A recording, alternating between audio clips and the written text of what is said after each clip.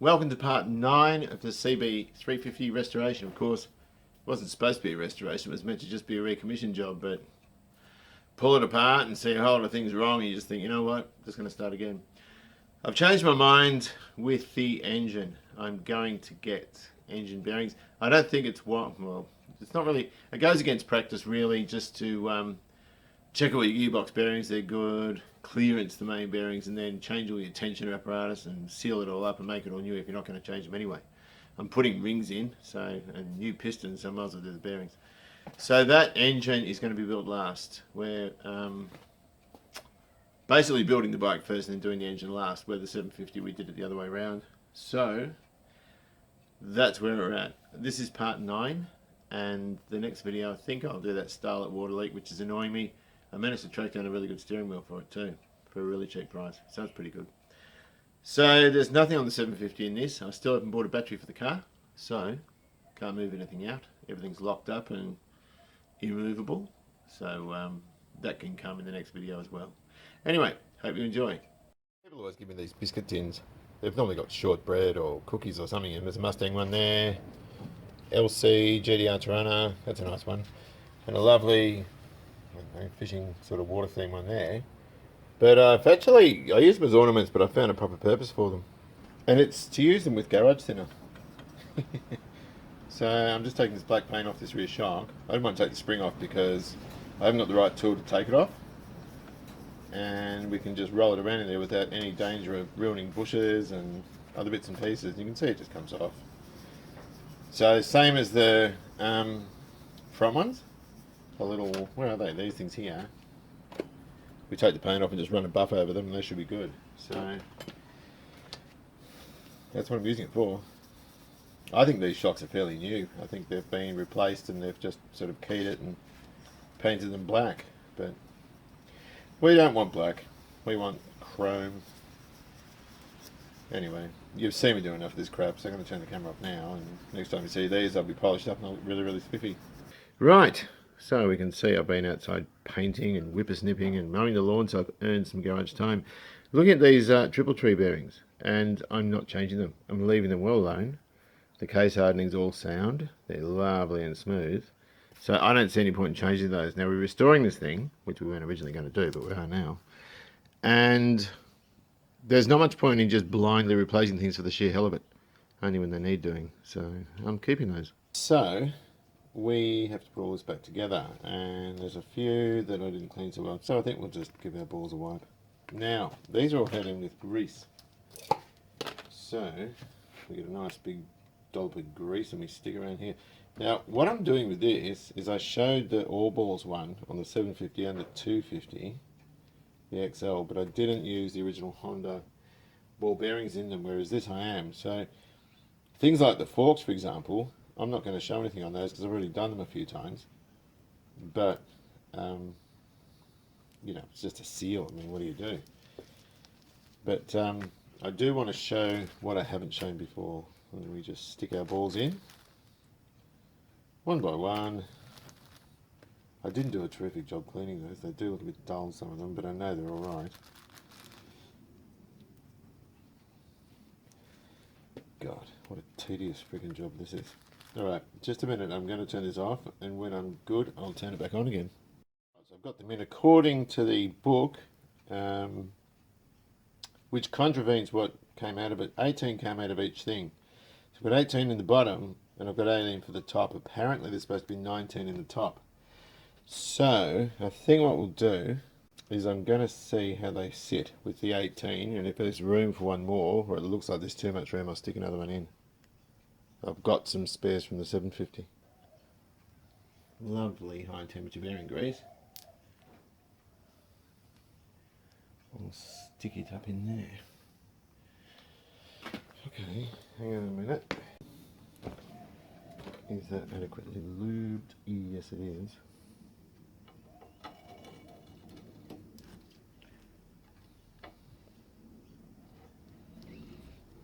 That's cool. Now, you're too low. And I don't think I can lift it up because I'm going to hold this. I'm just packing grease around the upper race once I've got a bolt in there, or at least once I've got the thing in there, the steering stem nut thing, then I can show you what I'm doing. See, some Muppets damaged that with vice grips or multi grips or something. I'll just take this off. I think it's alright the way it is. That actually looks more crowded than the bottom one. I'll do what the manual says. I might just pop a little bit more grease in there. I'd have thought that one extra one went down the bottom because that's where the bulk of the load is. I'm going to put this on for now, and I'll tell you what, if I have to take it off and pop another one in, that is what we'll do. But that looks pretty good. Oh, I think that's going to be fine.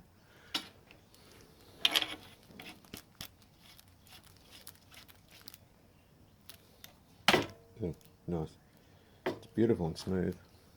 That's damaged. I might have to get another one of those. But for now, I think we're just going to stick this stuff on.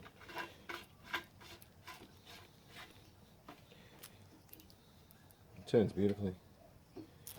Right. Cut the top off with this lovely thing that screams classic Honda.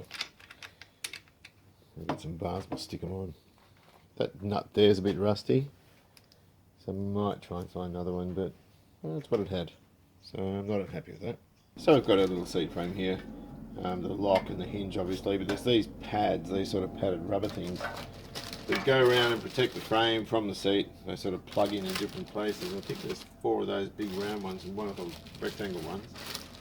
That brown snotty looking stuff is just old contact adhesive, and that'll just roll off. So I'll stick those on, and it's just another thing I can get onto the frame to sit there for now. The reason I'm interested in doing that is because I don't want bits and pieces lying around in boxes on the floor. I'm just trying to give it a rudimentary tidy up. So that was really smart. So bit of CRC, and they just turn in. Don't know, see? Isn't that cool? And these rubbers, because they've not been UV damaged as such, they're still in very good condition. But this means that this is actually what takes the load when you sit on it. These parts here sort of are in line with the frame rails, and you know, it keeps everything looking good. So we've got those in. Let's put that one on, it'll be good.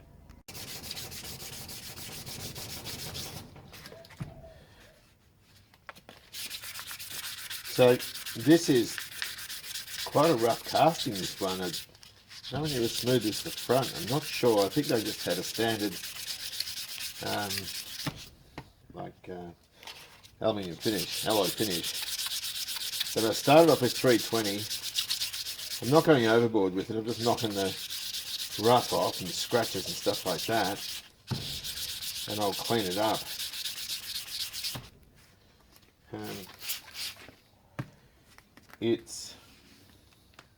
It's okay, but I'm not going to go berserk with it. There are some rough bits in there. I just want it clean. Don't have to worry about this face here. The sprocket goes there. But this is my least favourite job. But got to do it. This one here has been keyed back. That's been all sanded. Not from me, but from somebody else. And it looks like it's been done with a DA. It's got all swirls in it. But that sort of fits over there. So look, I'm just going to do what I can do and see how it goes. Okay, so we got the hub.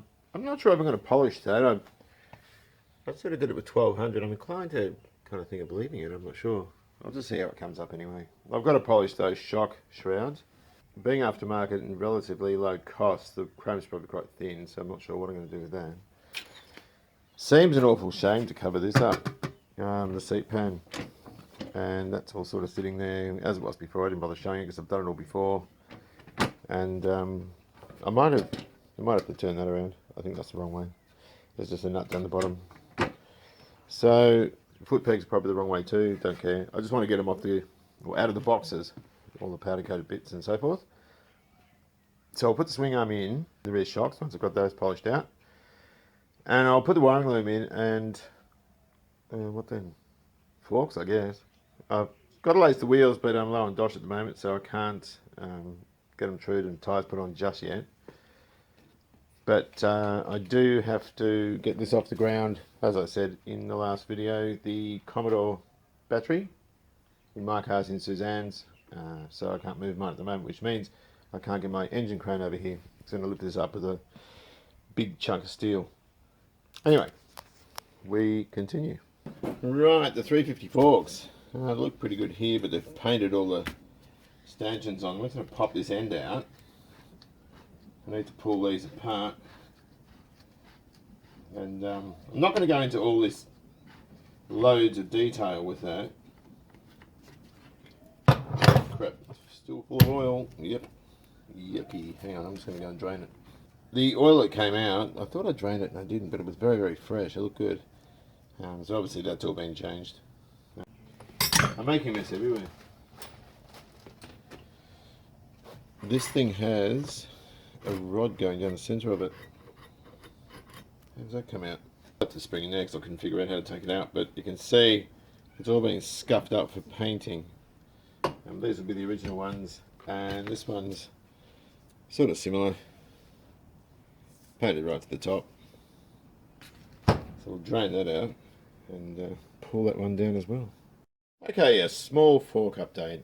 All I've really done with this one is hit it with some, I think it was 800 then 1200, and run it through a buff. There's still black buffing nonsense around here and there. I haven't finished cleaning them up, but you can see they came up pretty well, and it took literally 5 minutes on a buff. That rough casting behind him where the brake goes, you can't do much with that unless you want to sit there and rub that out, and I'm not going to, but you can see there's still muck all over it. These parts at the top here were damaged from where somebody had jimmied these things off, and they're a little bit sort of rough around there. One is worse than the other, that one there, and I've got to muck around with that a bit to get it on. The easiest way to do this is to do away with those, but I didn't really want to. The reason being, I want the original look. Now, if I put those on, that's just going to sit there at the moment. We have, I'll lean over for a minute. These sort of fit over like that. Now, some of the early 350 twins had external springs. They didn't have an integral spring in there. As far as I know they had external springs. Now, the easiest thing to do with this is to do away with that and just have a gaiter, like a rubber gaiter, like the 750s and 500s of the time had.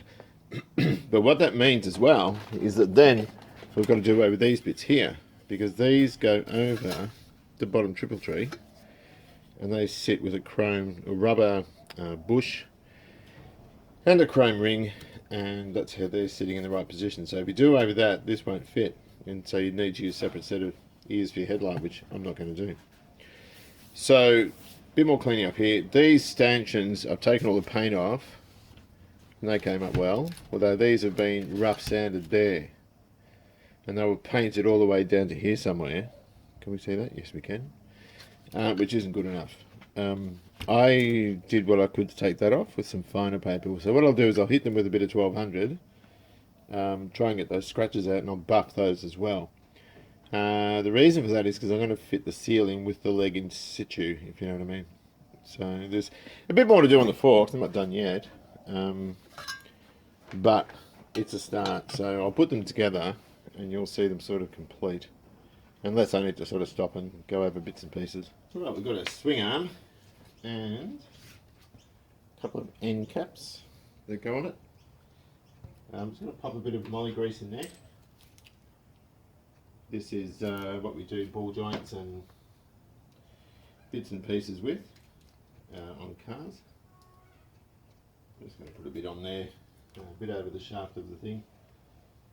I might get a screwdriver for a sec, hang on a minute. And I'll just put a tiny bit on the inside of these cups, or on the outside of the thing there. And eventually what we'll do is we use the grease gun to put grease in it and it will ooze out. That's the idea. So those little cups go on the end, not the foggies, if you can see what I'm doing. I'm not too concerned with that at the moment. I'll try and get this on without buggering it up. Right, yuck, that's not what I wanted.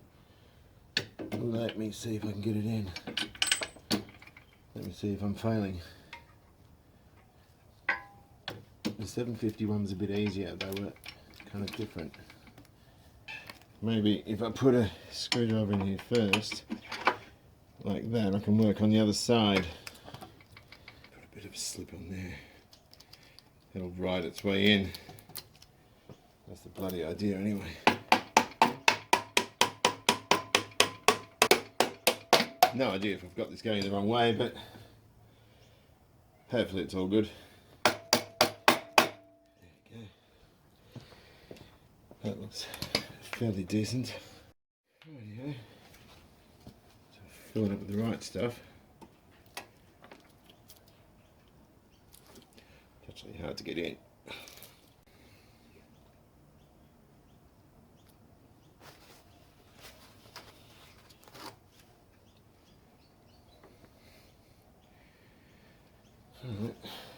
That's that job done. Right, so before, that was short-sighted, we've got to clean these threads up before we can put the shocks on, because the thread's really mucky and they'll louse up if I try and screw them on the way they are. There's all sorts of powder coating muck and stuff like that in there. Right, so what do we do next?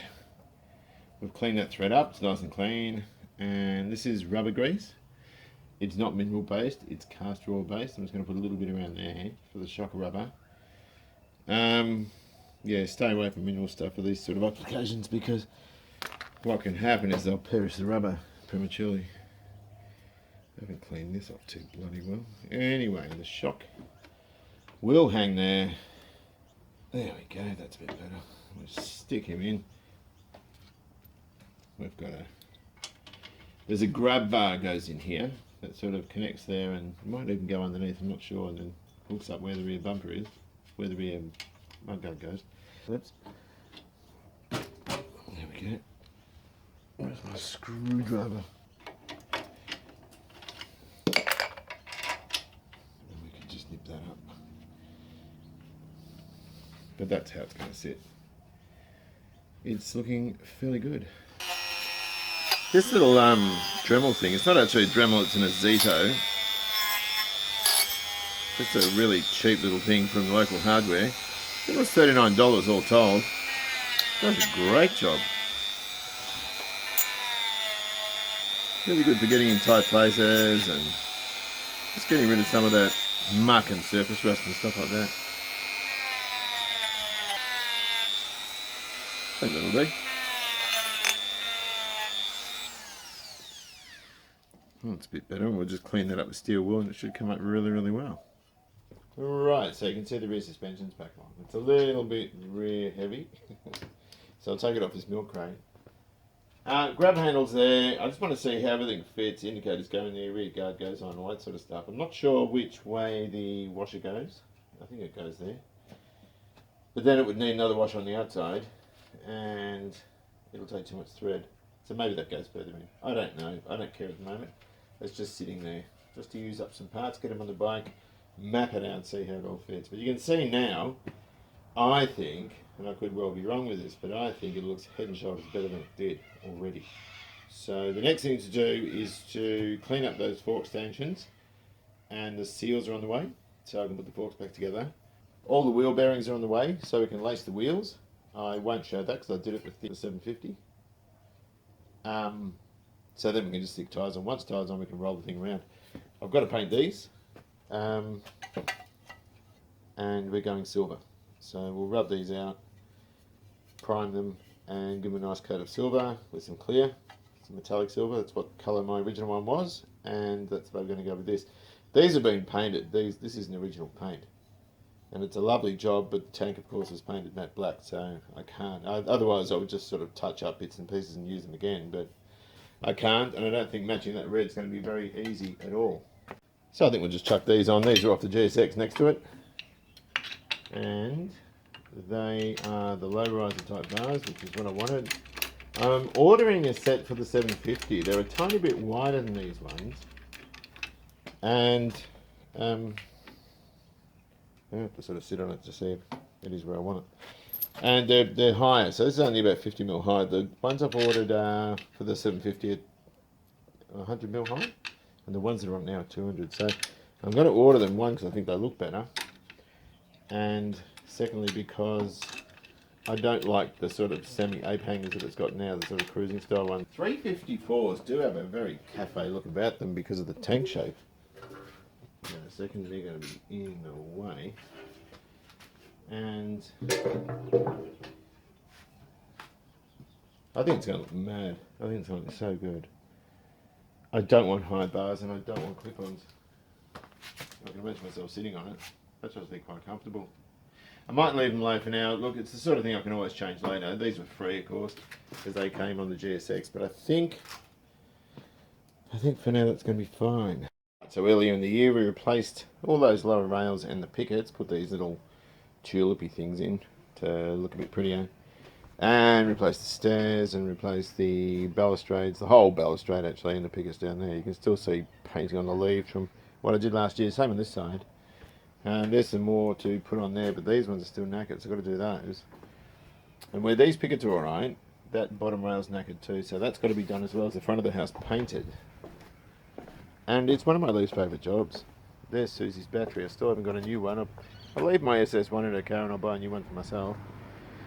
So just doing that. Anyway, back to the bike. Right, so here's that hub. Bearings in, bearing retainers in. I didn't bother painting that black, I just sort of wiped the paint off it. It's a bit bashed around, but anyway, we've got the rim here and some spokes. So now I'm going to put a wheel together. I'm not going to show this because we did it in the 751.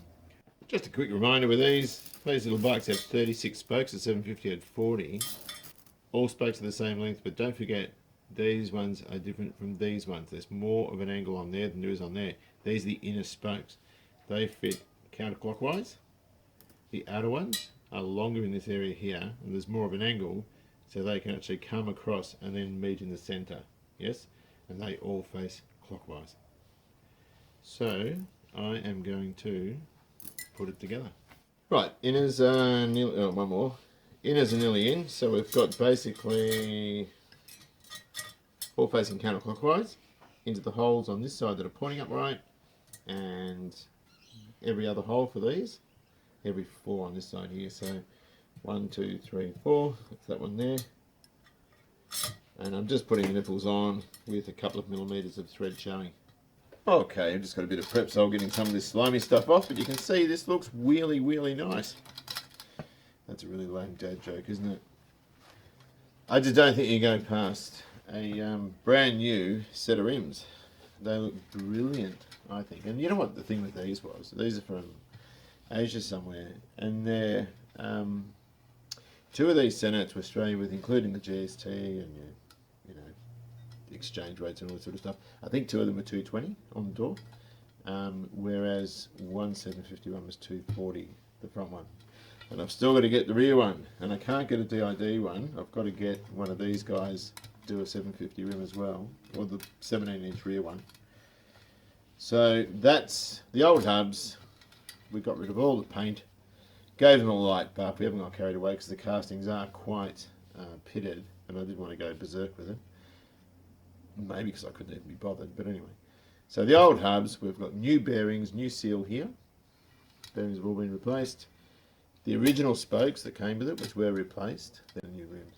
And I'm really pleased with that. So I am going to put that down, wash my hands. I've just got to put this little tin of Preps away. And then I'm going to get myself a cup of tea, because I reckon I've earned it.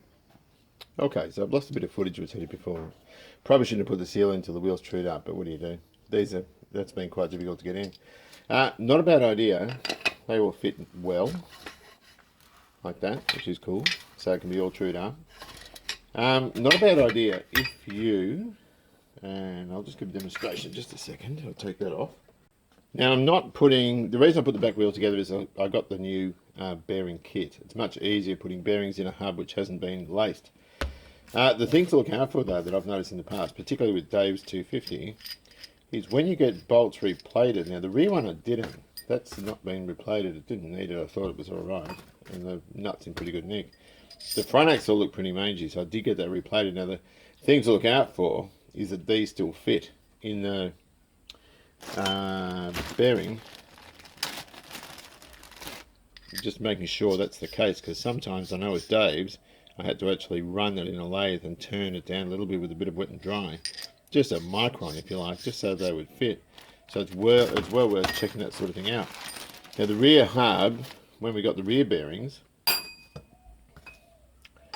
the rear hub has a space between the bearings like they all do, just like this one. This goes in only one way. It won't go that way. It has to go in from that side to fit properly, then it'll park itself against the bearings. The rear one's got a plain tube, but it's also got a reducer that fits inside one of the bearings. One of the bearings, when you go to put the axle in, is very loose, and there's a sort of a reducer in there which goes in from the back side, if you know what I mean. So that's the reason I keep all these old parts, just on the off chance that I do lose a part. Now these don't use a reducer, only the rear one on one side does. So from now I think we'll wait for the bearings to come for that, then I can press them in, put the seals and all that sort of stuff in. Then I can lace that front wheel, and then of course from there they get trued with tyres installed.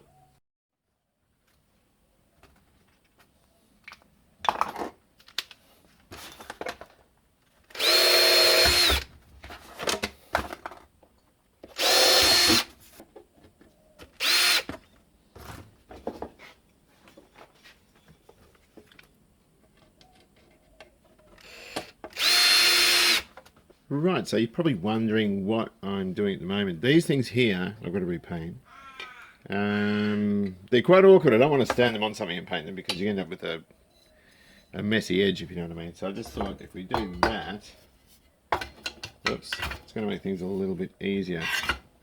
But I can just sort of carry them out, paint them, do what I need to do with them. So I think what we'll do in the meantime is rub them back. It's a pity I can't use that colour, but as we said before, I'm never going to be able to match it. It might be candy, it might have a gold base, I'm not sure.